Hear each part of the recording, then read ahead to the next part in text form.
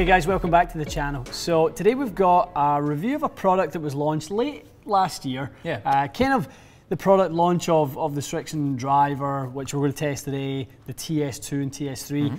Sometimes they kind of get lost in the conversation, don't they, of the product that gets launched at the PGA show and in the spring of 2019. The January, February kind of hubbub of all the drivers and irons and fairways that come out, it's 3-4 months before that this came out.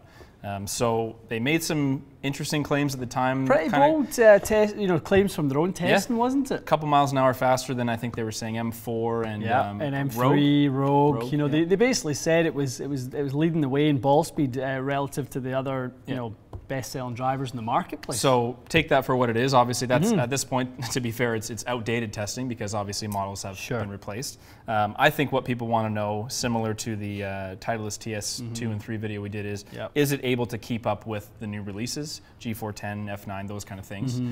Is it in the same category in terms of ball speed, which is kind of the barometer for everything? So just kind of want to revisit it because we did review it, but we reviewed it somewhat briefly. I don't think we had a whole lot of custom shaft options. No, we had it very early, which was great of Srixon to give it to us, but we didn't have everything. It was more of an early sort of, you know, here's the driver, you know, this is kind of the technology behind it, blah blah blah. But you know, this I think this spring of all you know, 2019 of all years, this is the year for the underdogs to get a chance. I agree. Well, we've seen it with Mizuno already. Seen it with Mizuno, and we continue to see that driver perform absolutely as good as any other driver in the market.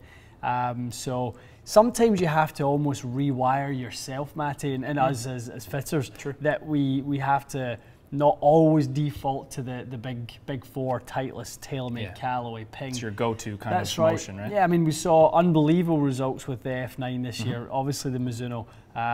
You know, and this guy deserves a chance as well. For sure. And I think it's another one in a little bit more of a competitive price point, and that's going to appeal to people. Same as Mizuno, you save $100 or so. Yeah.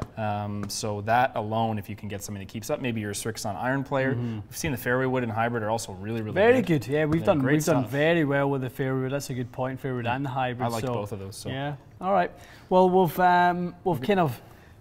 We've guesstimated. Matched you up with what looks like the front runner for you this year, the one that you're really enjoying. So to kind of almost test the legitimacy, we are going to test it against the Ping G410. Same day test, as we've been doing. Which is it's a pretty risky move in your part to do that. I mean, after the results of that last week. Doesn't matter what I do, I'm not going to repeat those results.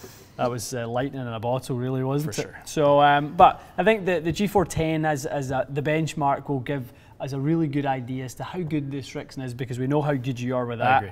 Yeah. Let's see this guy and see what it's got.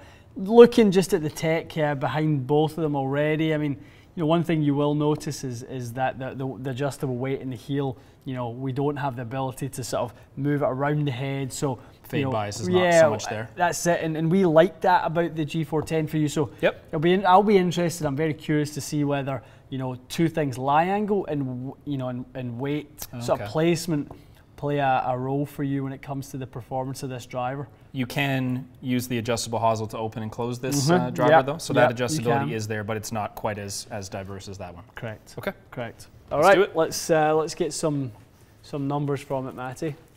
Down the line angle. Look at this. This is new. People are going to either love it or hate it. Magic or tragic. If anyone's wondering, a bunch of people asked, and we said we tried. So we listen to the people. If it's a disaster and everyone hates it, then you won't see it except for the next two videos because we're filming a couple more tonight. If it's a disaster, blame Jamie.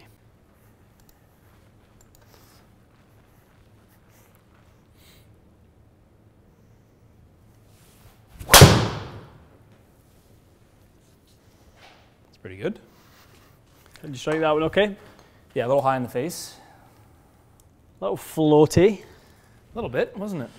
A wee bit floaty. Yeah, high middle. Okay. So, interestingly, for me to see your spin rate up a little bit on that, Matty. I don't normally see your spin that high, espally in the high part of the head. Normally strike like that down a little bit. Normally a disaster, isn't it? Yeah, it's true. It's just an absolute disaster usually. Knuckleball. That looks a bit better. Yeah. Definitely a bit lower spin. Certainly no issue getting this up in there. No. Not that you normally have that issue, but no, it certainly goes quite high. That's nice. Yeah, that's nice. Better, isn't it? Flatter. Lovely. Oh, quite jumpy on that one, Matthew. That was lovely, yeah. Ooh. It's a nice looking head shape. Is it? You quite like the shape, yeah? Well, it's very like deep. Yeah. Faced and player's shape, isn't it? It's very playersy. I don't think there's anything else that's quite as small this year. I don't think. It's almost like, it sort of reminds me of an older Titleist driver, a couple generations ago.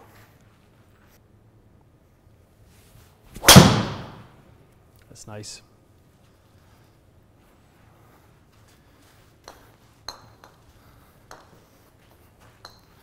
That was struck a little more in the center, actually. Tell you what, this is pretty good. I mean, that was fractionally in the heel, Matty, but it really performed quite well. Safe to say it's a little quicker off the jump than you expected? Yeah. Yeah. I mean, yeah, definitely. I'll be curious because, you know, really we're going to see with the ping. You know, you can almost need a benchmark of some kind, don't you? Absolutely. It's difficult to know, but it looks fast.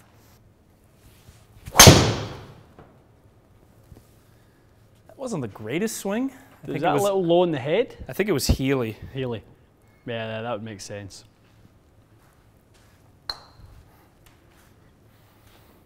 Yeah, Healy. Fine. Look at that though. That's fine. You get your club speed back up there. Seems to be moving a bit. Did a couple curls at the gym yesterday, so that's how that works, right? Curls for the girls. Curls for the, who else is it for? That looked decent. I mean, it is again on the, call it sort of midway point when it comes to the spin scale. Yeah.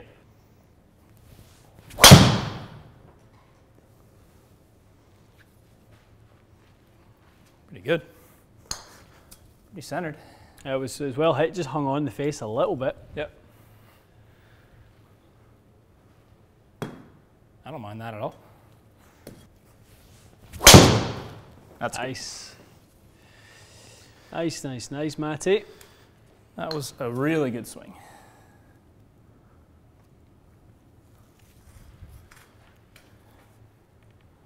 Whoa. Look at that. That's fast. It's probably not the most stable driver I've ever hit. Like, it seems to be a little better suited to someone that pipes the center of the face every time. Right. But when you do catch the middle of the face, it seems to be just as fast.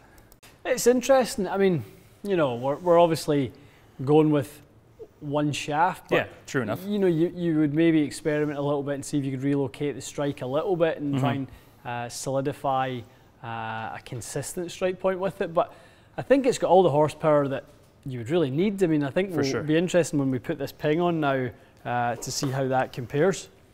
All right, Matty, Old Faithful back in your hands. Yep. So let's see if we can keep up sort of the benchmark averages that we're really looking at here. Ball speed at 174, average it peaked at 177.7. Kind of 12 launch, a little bit higher in the spin than we are used to seeing you. Kind of we're maybe a couple of hundred RPMs. It's not a million miles away by any means. Not really. But decent. I mean, nothing to complain about. Nothing to complain about. Or certainly very little. So definitely feeling more head weight, or I guess heavier swing weight in this right away. Is that right? We'll have to measure that after. We'll do that right now. Yep.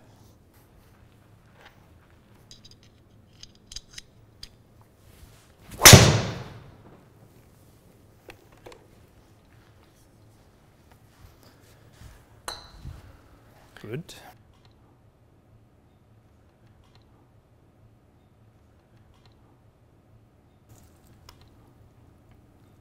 $196.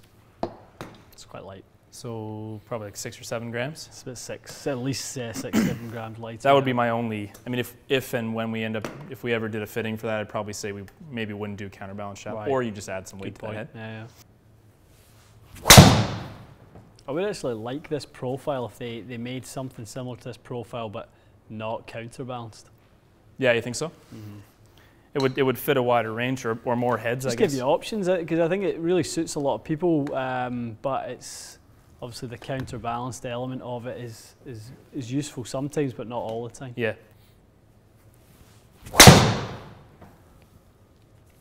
Bullet. It's very familiar. This it's starting to feel kind of. It's really more on autopilot with this driver. That must have been quite quick, that one as well.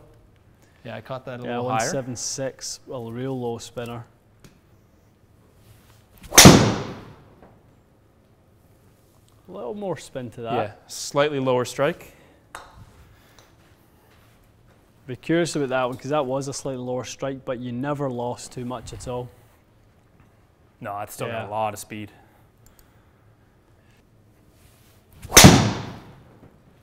That's one. Yep. That's the drive of choice.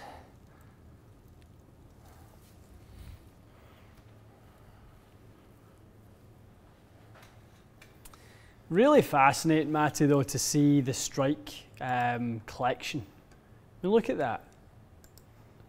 Look at that little strike collection. Kind of middle, strain, sort of slight high toe, like nothing like what we saw with the Srixon. Yeah.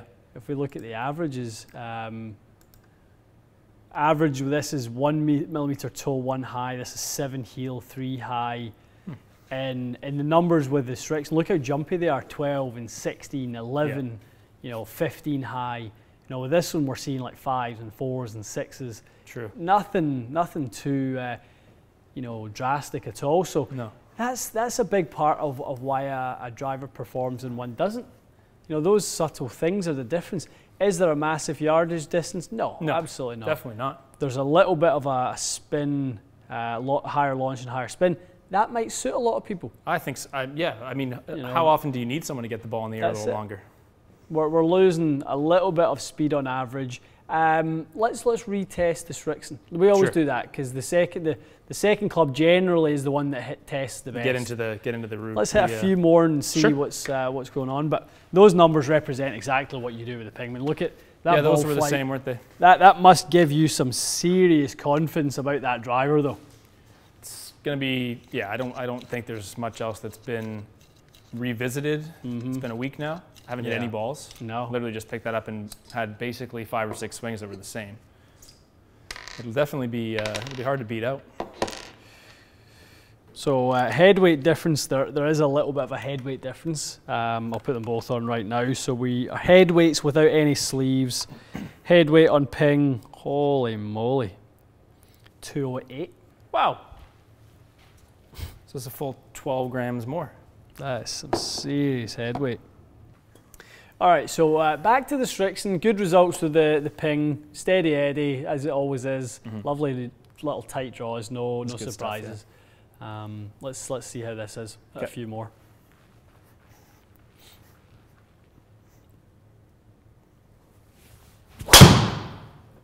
That's nice.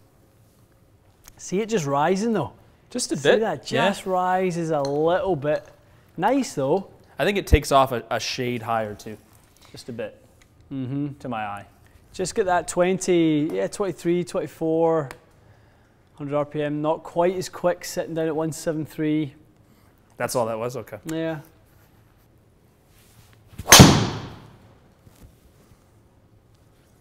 Where was that? Slightly heel? Yeah. Yeah. I don't mind that, but I'm not as consistent striking it. But I mean, it's quick. Like it's not. But look at those strikes. Look how they're all over the place. They're straying about. That's nice. Yeah, I don't think I'll hit it a whole lot better than that. No, you probably won't. It's good.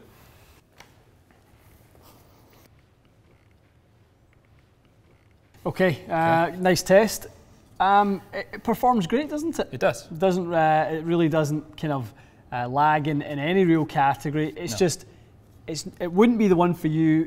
You know, it's just subtly high spin, a little bit lower ball speed. The biggest thing we saw was the strike point was very variable in the head, but That's part of that is it's too light in the headweight for you. So it's something to be aware of, because if someone goes and tests G410, loves it, let's say they're timing it well, they're striking it well, then they go to this. If the fitter isn't aware of that or doesn't tell them, hey, just so you know, this swing weight's probably like 5 points different, and doesn't slap some lead tape on it or something, or make some kind of adjustment for it, you're not going to get the same consistency. I think you can get numbers that are still very good, but I wouldn't have left this session going, oh, I really want this driver. And it's not the driver's fault, but I think it would require a bit of a different fitting process because of it is a bit on the light side. We were a little bit unpredictable. We had our fastest ball speeds of the session with this, 177.7. Yep. We never really cracked 175 today. Maybe one at 176, I think, with the ping. But yeah, that was about as fast as I got. I think when we finished the ping fitting last 176, time, I hit one like hard at the end, and I think it was about the same. So if the question is as simple as, hey, can it keep up in ball speed? Yes, it can. For sure. It's definitely as quick. It's as quick. I don't think it's as stable. Even if it was fitted, there's no way that the mishits are as solid feeling as that. And from a balanced viewpoint, Matty, I think one thing that's worth saying is, for some people, 195 gram raw headweight is better than, 206 gram raw headweight. Right. Based on the shaft choice or their swing speed. That's it. If you're a little bit slower, you're going to probably prefer slightly lighter headweight and be able to kind of get something that moves a little quicker. And we've seen that with lady golfers, senior golfers, junior golfers over the years. Right. Sometimes we take the weights out. So in order to get the thing moving, I actually discussed that with Mikey the other day. It'd be an interesting one to do with Lindsay. So you'd give her a lighter head weight, obviously lighter shaft. Pop the head weights out and see actually what happens to the speed, because the trade-off always comes, well, okay, taking the weight out allows us to swing faster, but what does it do to ball speed? Because it's not as solid an impact, the MOI is compromised slightly. That's a good video idea. It would be like I guess swing speed versus I guess ball speed kind of test. That's right. What gives you the most total speed? What gives you the most? What are you going to benefit from? A lighter club or a more stable and slightly heavier headweight? I like that. That'll be a nice one. That's a must do. And I think it'll be beneficial for you guys, to be honest, to see that video, because some of you may have club heads that you feel that bog down your speed. They're a little bit of a kind of a bit sluggish. And I think people would find the 410, if they had set it up this way, counterbalance, it does help a bit, but they may find that sluggish, and they may have the opposite reaction. Like, I'm not trying to say this is a negative, as you say, it just has to fit you. That's the heaviest driver headweight I've ever tested without being adjusted. Yeah. I've added weights to drivers before. I've taken a sliding weight out an Epic Flash and put it in another one. Add some weight. But this is the at raw. Sort of standard headweight. It's the heaviest I've ever tested. There you go. Well, if you like a heavy headweight, I can guarantee you'll like that one. It's one of the reasons it's so stable. It's one of the reasons. And that was good from last video when you said that actually reduces the amount of twisted. I didn't know that at all. Think of when we go into putters and we get a heavier head in the putter. One of the reasons we go with a heavier head in the putter is because we want that impact that's off center to resist the twisting slightly. We want the head to be the most stable.